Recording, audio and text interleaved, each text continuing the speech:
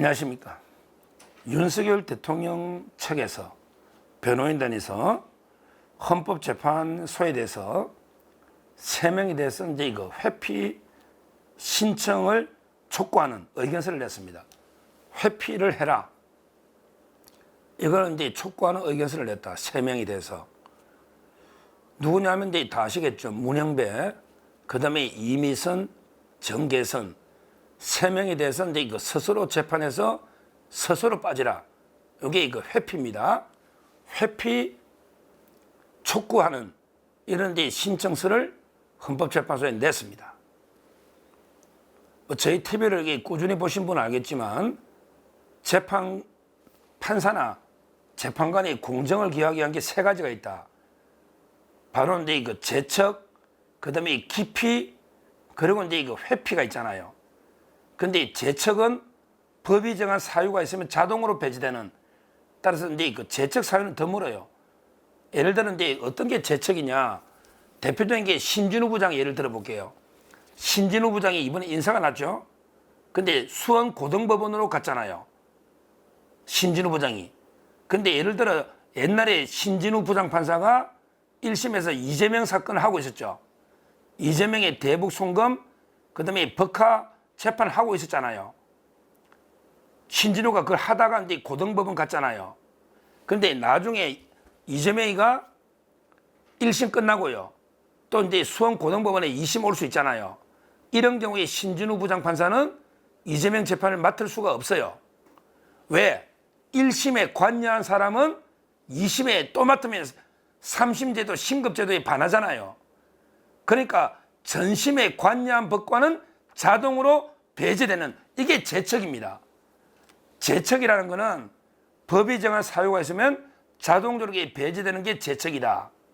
예를 들었고요. 그 다음에 그 기피는 이제 당사자가 신청하는 게 기피고요. 회피는 판사가 스스로 하는 게 회피입니다. 그런데 우리 헌재법에요. 헌재법에 기피는 1명밖에 못해. 2명 이상 못한다고 돼 있잖아. 한 사건에. 그 다음에 또 중요한 게 변론이 시작되고 나면 못해. 그러니까 이제 기피 신청은 더 이상 못해. 왜냐하면 이게 정계선에 대해서 한번 했잖아. 근데 자기들이 1시간 만에 기각해버렸잖아. 정계선. 그 다음에 변론이 시작됐잖아. 변론이 시작되고 나면 이게 그 기피 신청은 못해요, 이제. 법이 그래. 그러면 이게 남아있는 게 이제 양심적으로 판사가 이게 스스로 회피해주면 좋죠. 판사가 스스로 이게 내가 공정성에 의심이 가니까 내 스스로 이게 빠지겠다.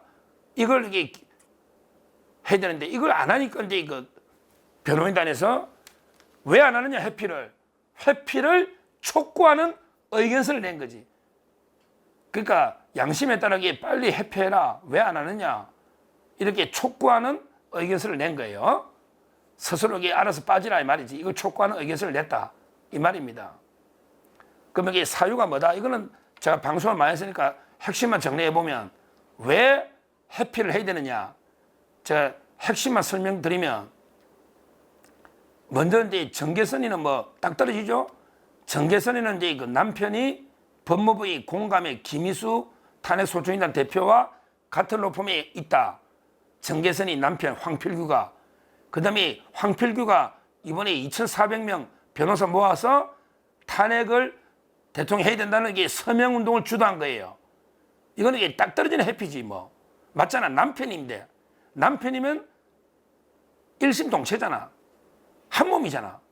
근데 남편이 2,400명 변호인단을 모아서 탄핵을 촉구하고 그 다음에 법무부에 같은데 공감에 김희수 탄핵소추인단 대표가 있다. 이거는 뭐 회피해야지. 그 다음에 이미선이는 뭐다? 이미선은 이게 그 2가지죠. 남편. 이미선의 남편 오충진 변호사가 어디 있다? 권순일은 당사자거든. 왜? 판사 체포조에 이름이 있거든. 법관 체포조가 헌법재판의 심리 대상이잖아. 김동연이하고. 거기에 권순일이하고 당사자하고 같은 법이니까 오충진이, 이것도 이해충돌이야. 이미선의 남편 오충진 변호사가 권순일이 YK 같이 있다. 그 다음에 또 뭐다?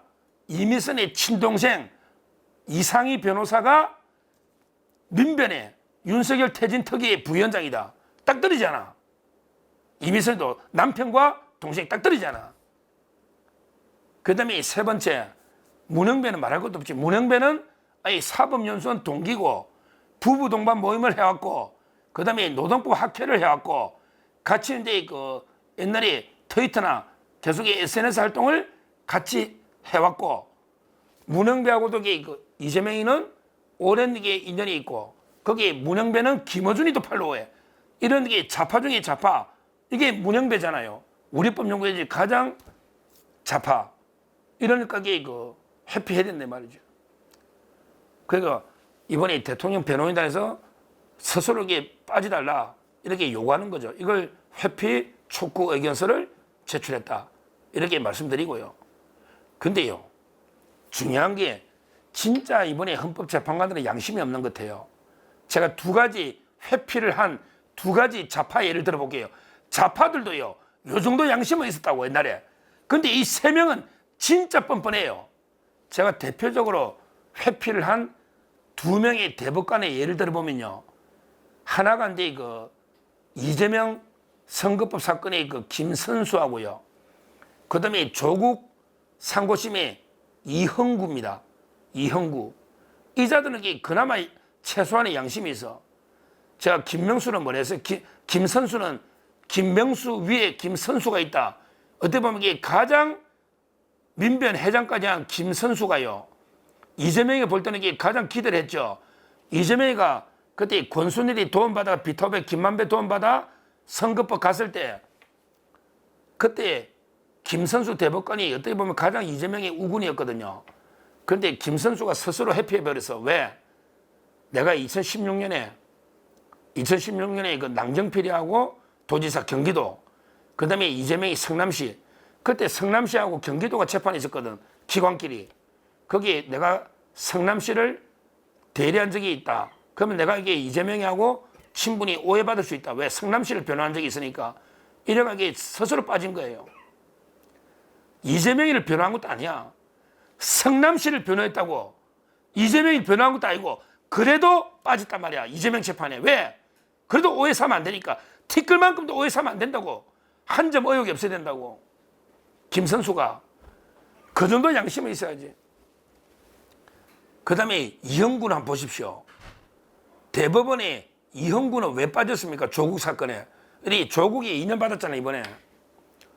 이번에 조국 사건에 2년 받았는데 거기에 이형구가 어떻게 보면 조국이하고 제일 친했죠. 연수원 어떻게 보면 이게 대학 동기잖아요. 그 다음에 같이 운동권 하다가 서로 구속된 적도 있죠.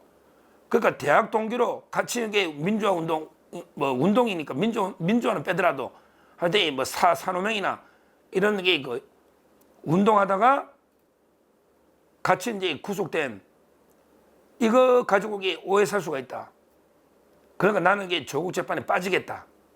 이래가 이게 이형구가 빠진 거 아닙니까? 빠진 거 아닙니까?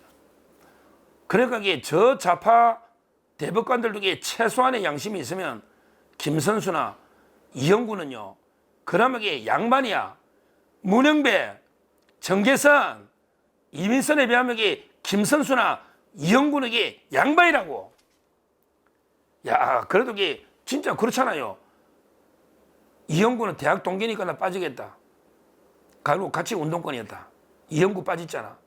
그 다음에 김선수는 나 아주 옛날에 성남시 한번 변호한 적이 있다. 빠졌잖아.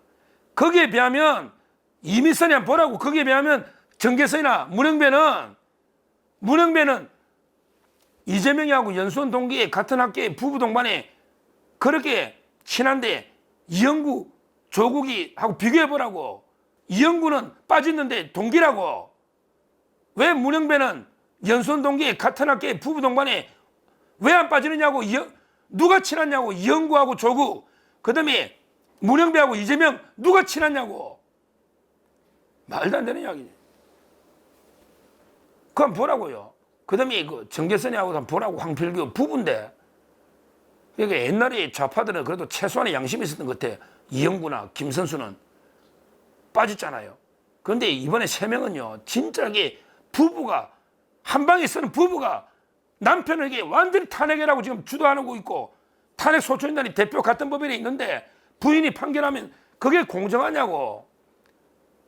이건 말도 안 되는 거 아닙니까? 우리 선례를 보더라도 지금이라도 이거 빨리 회피해야 됩니다. 이 3명 빨리 저는 회피해야 된다. 안 그러면요, 이게 뭐 재판 불복을 위한 밑자락 깔기가 아닙니다. 불복을 위해서 미리 밑자락 까는 게 아니고 누구든지 이 상황 되면 내가 윤석열이라도 그 좌파 이놈들이 그런데 네가 인마 윤석열이라도 네 같으면 그 재판 가는데 재판 받겠냐? 야, 좌파 패널, 네가 그래 재판을 받는데 판사 남편이나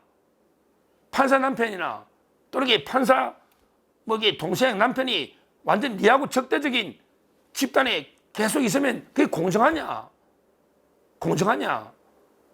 입장 바꿔놓고 생각해봐라. 역지사지. 말이 안 되잖아요. 우리가 괜히 터집 잡는 게 아니잖아요. 이형구는 조국이하고 대학 동기고 같은 운동권 하는 이유만으로 빠졌잖아. 김선수는 몇 년 전에 성남시를 대행한 건데 빠졌잖아. 이재명 재판에. 거기에 비하면 이게 이 사건들은요, 심각한 이게 공정성의 위기가 오잖아요. 그리고 이게 우리가 눈으로 봤잖아요. 이게 보십시오. 지금 절차 진행을 지금 2월 달에 끝내겠다는 거 아니에요. 3월 때 선고하겠다고. 이렇게 졸속으로 일괄 지정해가지고 하루에 막 3명씩 말도 안 되게 진행하고 있는 게 눈에 보이잖아. 그냥 불공정한 게 아니고 진행이 눈에 보이잖아. 눈에 보이잖아요. 그리고요, 우리가 이진숙 선거에 봤잖아요.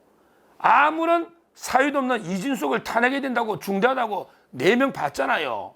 거기 그대로 이름이 정계선, 이미선, 문영배가 있잖아요. 그러니까 제 말은 이게 그냥 불공정할 우려가 있다고 그냥 우려가 아니고 주관적 의혹이 아니고 실제 이진숙 사건에서 우리가 봤잖아. 이진숙을 탄핵하는데 윤석열 탄핵 안 해갔느냐고. 3명을 봤잖아. 그리고 재판 진행을 봤잖아. 그 문영배가 어떻게 진행했냐고. 편파적으로 김용현 보고 직권남용해가지고 당신 왜 선택적으로 거부권 행사하냐고. 직권남용하는 이런 게 문영배를 봤잖아 우리가. 그러니까 의혹을 제기하는 거 아니에요. 지금 헌재 뭐 천재현인가 이 자가 이게 헌재 공보관이라는 자가 넣어가지고 변호를 하더라고. 헌재 공보관이라는 자가 넣어가지고요, 우리가 의견서를 내니까 자기들이 막 이거는 일어났더라고. 이 공보관이라는 자가 넣어가지고 뭐랬냐면 이게 그 정치권에서 재판관의 개인 성향을 획일적으로 단정을 하는 거는 탄핵 심판의 본질을 왜곡하고 사법권 침해다. 이러고 있어. 야, 천재현, 야, 네가 뭐 안다고 공보관이 떠들고 있냐? 야, 이게 획일적으로 그냥 개인 성향을 획일적 단정해가지고 사법권을 침해하는 탄핵 심판의 본질을 왜곡하는 이게 아니잖아. 지금 그게 아니잖아.